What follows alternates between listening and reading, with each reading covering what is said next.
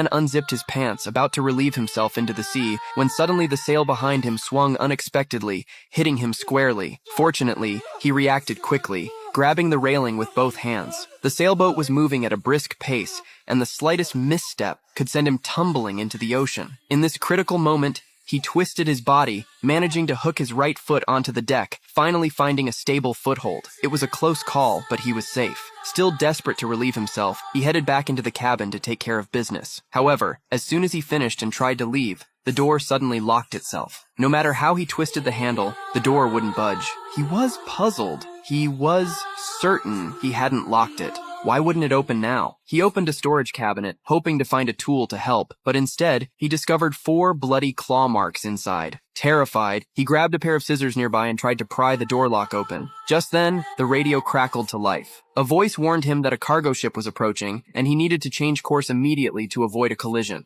Panicking, he looked out the window and saw the massive ship looming nearby. He frantically tried to force the door open, but the lock held firm. With the collision imminent, he threw his body against the door repeatedly, but it was no use. Desperate, he stuck his arm out the window, waving and shouting for help, but the crew on the cargo ship didn't notice him. Thinking quickly, he grabbed a rope from outside, tied a tight knot, and threw it into the water.